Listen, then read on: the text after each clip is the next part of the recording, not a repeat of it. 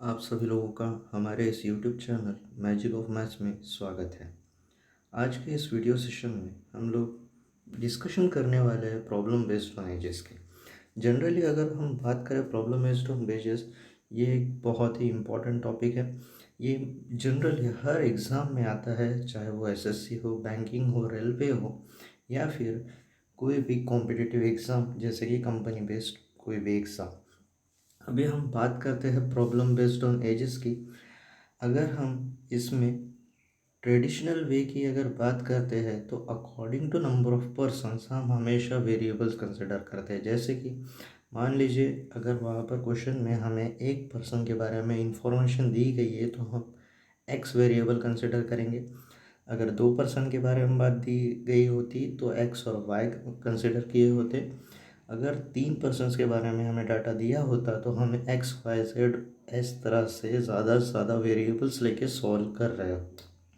लेकिन जब भी हम किसी कॉम्पिटिटिव एग्ज़ाम के बारे में बात करते हैं तो हमें ये सोचना है कि मिनिमम नंबर ऑफ़ वेरिएबल्स लेते हुए हम इन प्रॉब्लम्स को किस तरह से सॉल्व कर सकते हैं।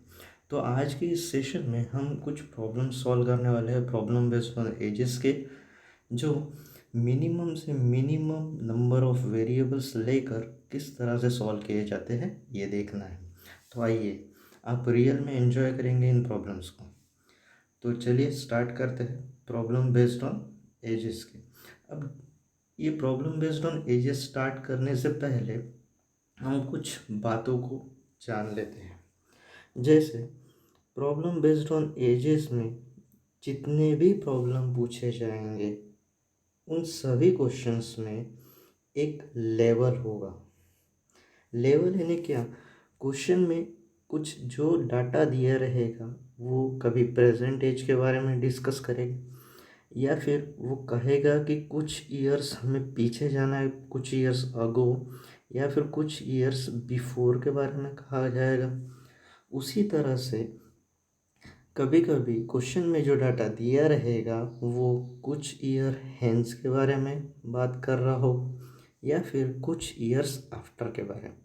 तो हमें ये चीज़ हमेशा ध्यान में रखनी है कि हम प्रेजेंट को एक लेवल पर अरेंज करके रखें। उसी तरह से अगर कुछ ईयर्स अगो या पिछले साल की बात की जा रही है तो हम उस चीज़ को हम ऊपर लिखेंगे, और कुछ ईयर्स बाद के बारे में बात की जा रही है तो हम उसे हमेशा नीचे रखेंगे। और डाटा कुछ भी दिया रहे हमें हमेशा सभी को एक लेवल पर लाके सॉल्व करना चाहिए।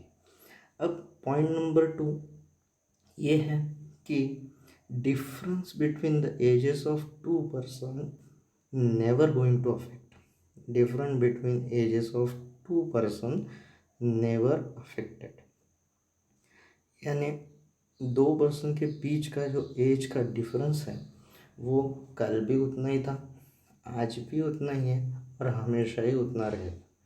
मान लीजिए किसी दो पर्सन के बीच में एज डिफरेंस रहा होगा 5 इयर्स, तो वही एज डिफरेंस कंटिन्यू चलता रहेगा हमेशा के लिए।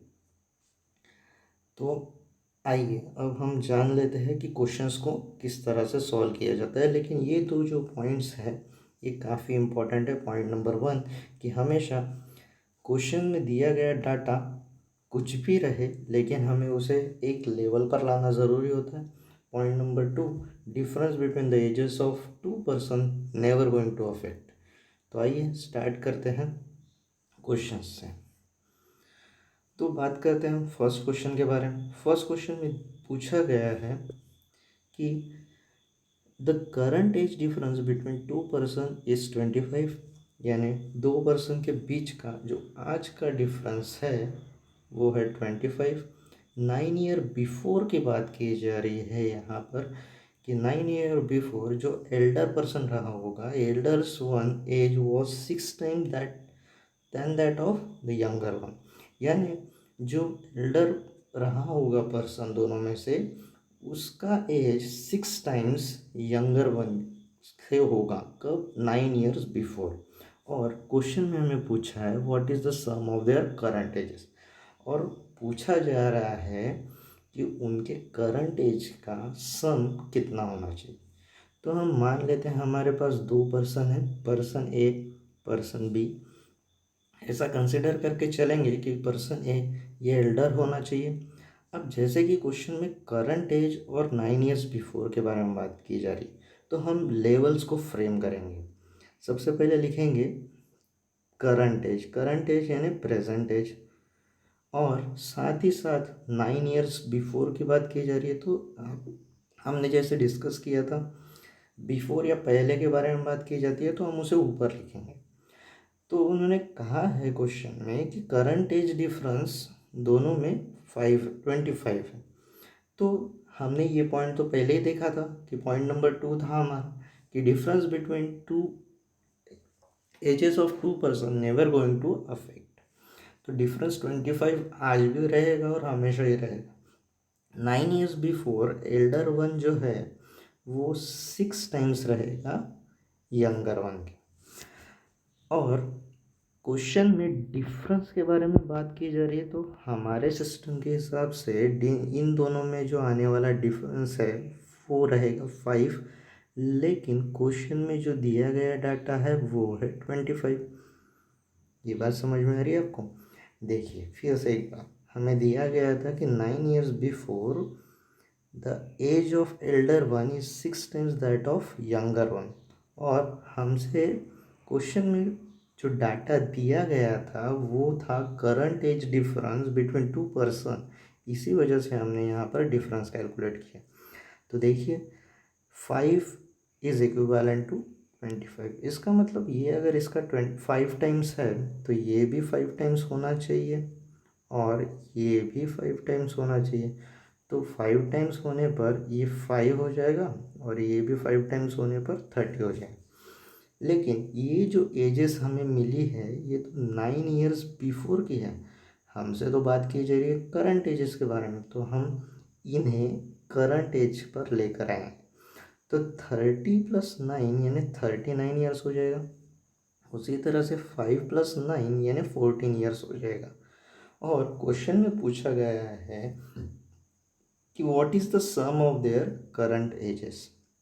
तो सम पूछा है तो सम कर लेंगे। 39 + 14 यानी 53। सो हमारा आंसर हो गया 53। तो आप यहाँ पर देख सकेंगे हमने मिनिमम से मिनिमम वेरिएबल को कंसिडर करके कैसे इन प्रॉब्लम्स को सॉल्व करना है ये सीखना है। बात समझ में आ रही है? जब भी हमें कोई प्रॉब्लम दिया जाएगा हमारा पहला अप्रोच यही रहेगा कि सभी को एक लेवल पर लेकर आया जाए, फिर अकॉर्डिंग टू डाटा हम उन्हें अरेंज करेंगे। तो आइए बात करते हैं नेक्स्ट क्वेश्चन की। ये जो फर्स्ट क्वेश्चन था वो TCS के एग्ज़ाम में आया हुआ था 2018 में। अब बात करते हैं सेकंड क्वेश्चन के बारे में। सेकंड क्वेश्चन जो है वो कह रहा है कि father's age is 5 times his son's age. Father का जो एज है वो 5 टाइम्स है सन्स के एज का। तो यहाँ पर कोई ड्यूरेशन के बारे में कहा नहीं गया है, तो जब भी ऐसा क्वेश्चन आता है तो हम इसे प्रेजेंट एज मान लेते हैं।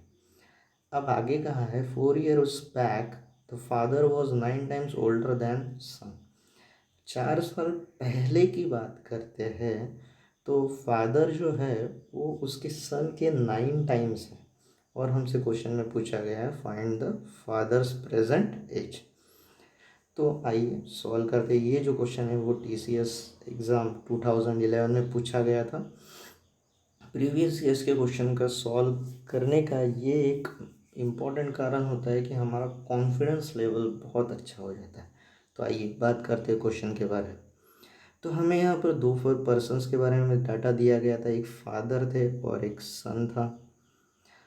उन्होंने कहा था 4 years बैक और दूसरा कोई डाटा दिया नहीं था, तो इसलिए हमने उसे प्रेजेंट मान लिया। और 4 years बैक तो यहाँ पर 4 years बैक आ जाएंगे। फादर की एज प्रेजेंट में 5 टाइम्स है उनके सन्स के, तो father will be 5 times his sun.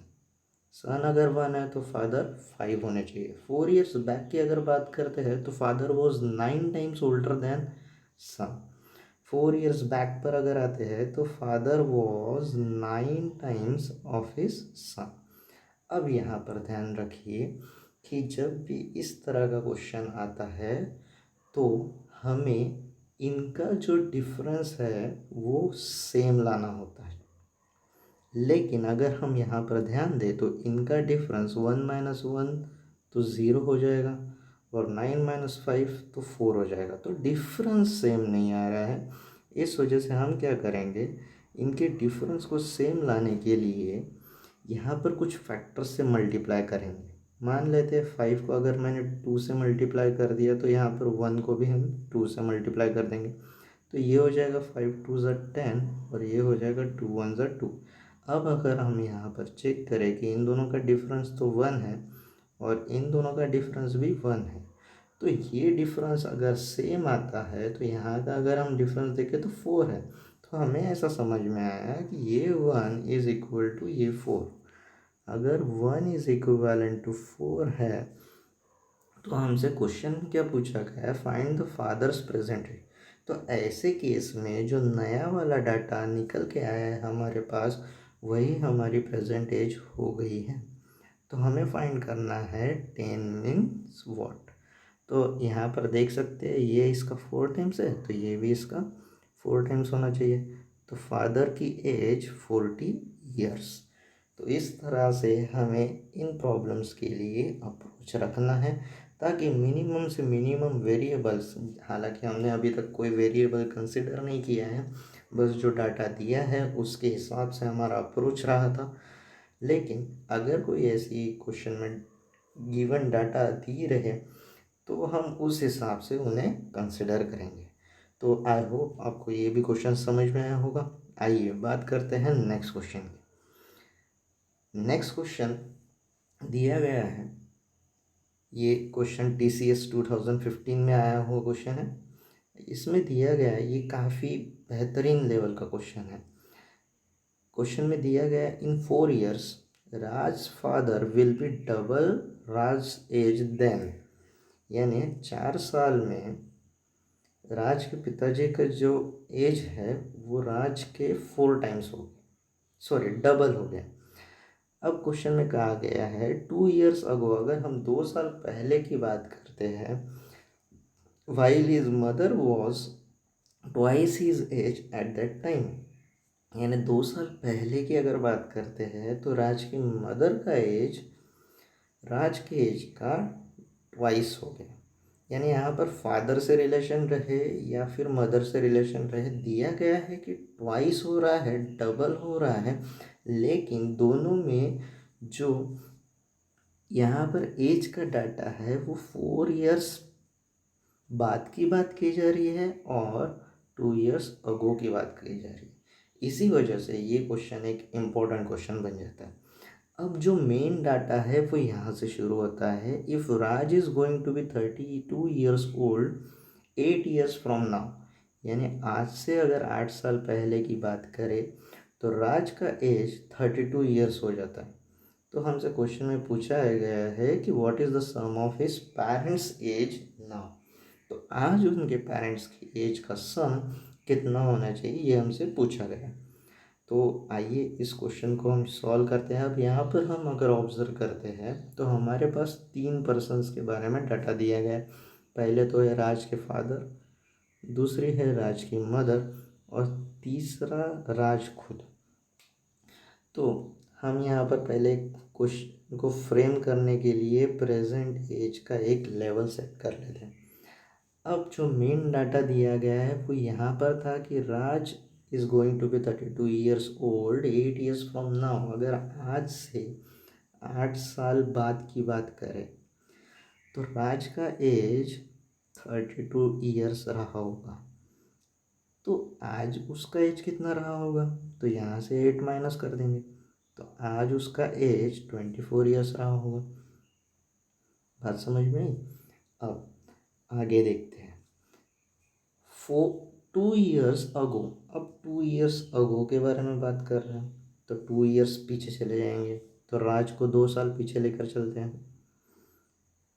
Mother was twice his age at that time, यानी आज जितनी राज की 2 साल पहले के बारे में बात की जा रही है, तब राज की जितनी एज रही होगी उसका डबल उसके मदर की एज रही होगी। इसका मतलब अगर राज 22 years का है तो मदर 44 ईयर्स की रही होगी। अब क्वेश्चन में फिर कोई ट्विस्ट दिया गया है। ये क्वेश्चन एकदम सीधा सीधा न पूछते हुए घुमा फिरा के पूछा गया है। In 4 years Raj father will be double his age. तो 4 years यानी आज से 4 साल बाद राज के पिताजी राज की एज का डबल होना है। तो 4 साल की बात कर रहे हैं तो यहाँ पर हम 4 साल ऐड कर देते हैं। तो राज की एज हुई होगी 28 years। तो यहाँ से राज के पिताजी की जो एज है वो डबल रही होगी। यहाँ से राज के पिताजी की एज डबल रही होगी। तो यहाँ पर राज के पिताजी की एज 56 ईयर्स रही होगी। इतना समझ में आया। अब हमसे जो क्वेश्चन में पूछा गया है तो वो है what is the sum of his parents age now.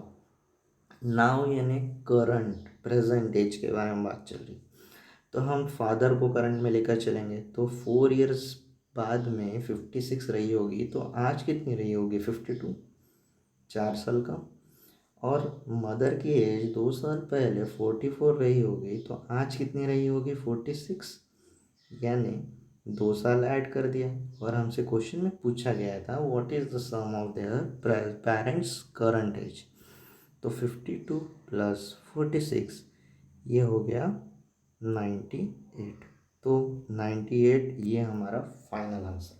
तो आप देख सकते हैं यहाँ पर कितने भी पर्सन हो, अगर डाटा सिंप्लीफाइड करना आ गया हमें और फ्रेम करना आ गया तो क्वेश्चन काफ़ी इजी बन जाता है। आइए अभी हम बात करते हैं नेक्स्ट क्वेश्चन के बारे में। नेक्स्ट क्वेश्चन है the ages of two friend is in the ratio 6:5। यानी दो फ्रेंड के बीच में एजेस का जो रेशियो है वो 6:5 है। The sum of their ages is 66। After how many years will the age be in the ratio 8:7। तो क्वेश्चन में दिया गया है कि दो फ्रेंड्स के बीच का जो रेशियो है वो 6:5 है, लेकिन उनका जो सम है वो 66 ईयर्स है। और कितने सालों के बाद उनके जो एज का रेशियो है वो 8:7 हो जाएगा, ये हमसे पूछा गया। ये क्वेश्चन आया है TCS 2011 में। तो आइए बात करते हैं इस क्वेश्चन के बारे में। तो हमसे कहा गया है कि दो पर्सन्स दिए गए हैं, मान लेते हैं एक पर्सन ए है एक पर्सन बी है। उनके बीच में जो रेशो दिया गया है वो 6:5 है। अब यहाँ पर कुछ ईयर्स अगो कुछ ईयर हैंस ऐसा कोई डाटा दिया नहीं गया है। तो मान लेते हैं जो डाटा दिया है वो सारा का सारा करंट एजेस के बारे में बात करता है। अब क्वेश्चन में बात की गई थी सम ऑफ द एजेस की, तो हम यहाँ पर सम कर लेते हैं। तो हमारे फ्रेमिंग सिस्टम के हिसाब से 6+5 यानी 11 हो जाएगा। लेकिन क्वेश्चन में तो 66 ईयर्स दिया है, तो ये 11 ना होकर 66 हुआ। तो ये इसका 6 टाइम्स। तो उसी हिसाब से ये भी 6 टाइम्स अगर कर ले तो ये 30 हुआ होगा। और इसे भी अगर हम 6 टाइम्स कर ले तो ये 36 हुआ होगा। तो आज की जो एज है वो पर्सन ए की रही होगी 36 ईयर्स और पर्सन बी की रही होगी 30 ईयर्स। लेकिन क्वेश्चन में पूछा गया है कि आफ्टर हाउ मेनी ईयर्स। तो हम ऐसा कंसिडर करेंगे कि आफ्टर एक्स ईयर्स उनके एज का रेशो 8:7 रहा हो। तो आज की ए की एज और आज की बी की एज लेकर हमें इस प्रॉब्लम को सॉल्व करना पड़ेगा। तो हम मान लेते 36 ईयर्स में अगर हम x को ऐड करें और यहाँ पर 30 ईयर्स में अगर हम x को ऐड करें तो इनका रेशो 8:7 ऐसा रहा होगा। तो आइए इसे सॉल्व करते हैं। अब इसे सॉल्व करने का एक अनोखा तरीका होता है। जैसे देखिए यहाँ पर अगर दोनों की साइन सेम रहे तो इन दोनों को मल्टीप्लाई कर देना और इन दोनों को मल्टीप्लाई करना, साइन सेम रहने पर दोनों का डिफरेंस लिया जाता है। तो देखिए इसे कैसे सॉल्व करते हैं। 7x 8x इन दोनों का डिफरेंस हो गया x, और 7 × 36 यानी 252, और 8 3 = 24 यानी 240। तो इन दोनों का डिफरेंस हो गया 12 ईयर्स। तो इन 12 ईयर्स इन दोनों के बीच का जो रेशो है वो 8:7 रहा होगा। तो 12 ईयर्स ये हमारा फाइनल आंसर। आई होप आप सभी लोगों को आज के जितने भी क्वेश्चंस हुए हैं वो सारे समझ में आए होंगे। आप इस वीडियो को ज़्यादा से ज़्यादा लाइक कीजिए आपको पसंद आया तो, और शेयर कीजिए जितना हो सके, और चैनल को सब्सक्राइब करिए ताकि आपको आने वाले वीडियोस के बारे में नोटिफिकेशन मिलती रहे। Thanks for watching this video.